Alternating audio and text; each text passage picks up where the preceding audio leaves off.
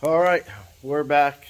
Dean Safe Performance, and we are wrapping up the airboat. A few little things left to do to it, but I got the whole turbo kit up on it. And I made a couple of changes. Sorry, trying to walk around stuff. Hiya. Like I had said, I made a couple changes to the flange for the turbo. I centered it more on the kit, and so now the turbo sits actually like very close to center of the boat, somewhere like right there. And then the wastegates, they used to point farther out, and I just didn't like that placement on where it came, where the old kit, I can't see that side, where that not quite 90 is. They kind of came straight out of the 90. So it's not the ideal flow placement, but they worked really good because we're using two 38 millimeter wastegates to control a GT45. So it's a rather small turbo. But now, I mean, everything looks really good. Except the only issue I have, which we could always change, these are super simple to change, is just the wastegate dump tubes. They're just mild steel that I had here, 180 degree bends. We chopped them, and they used to point up. Now they point backwards. But I made everything as level as I could with the flange.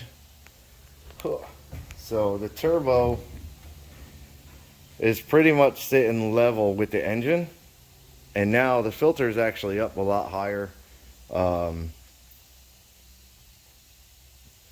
Overall, I'm happy. The welds didn't come out too bad. I purged everything. It took a ton of gas to purge it.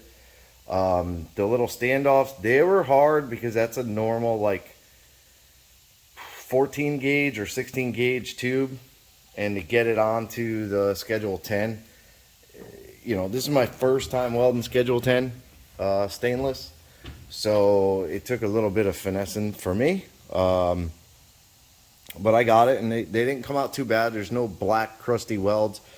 The entire thing was back purged, because I really don't want this kit to break on him. I want it to last him a long time, and I'm confident this one will last him a long time.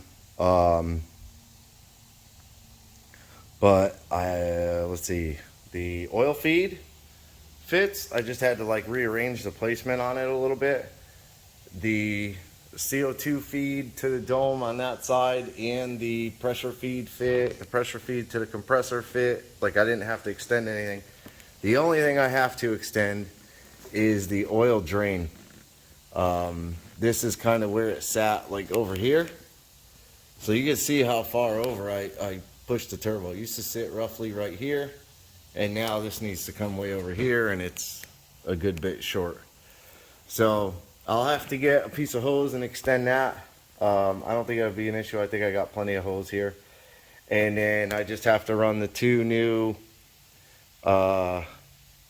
wastegate pressure dome, wastegate dome and bottom feed for this wastegate, because these are the two that melted. You can see the wire melted.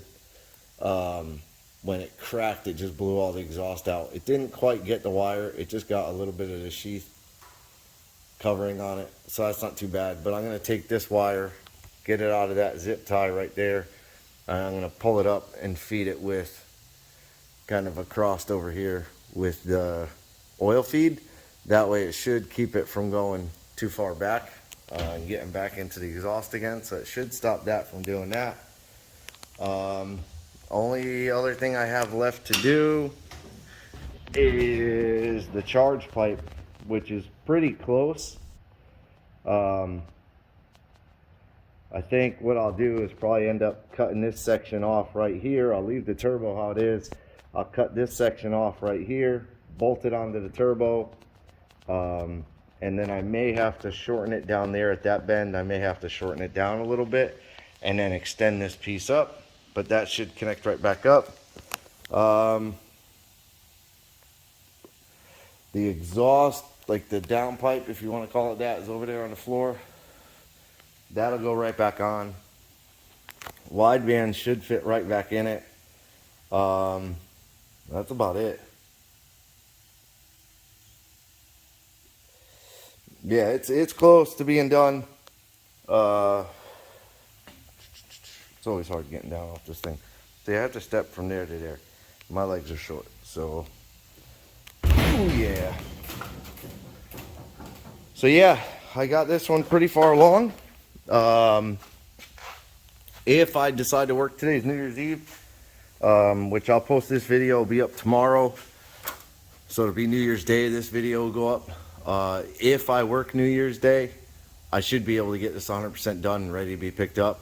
Monday, we have Jeff's S10 coming back.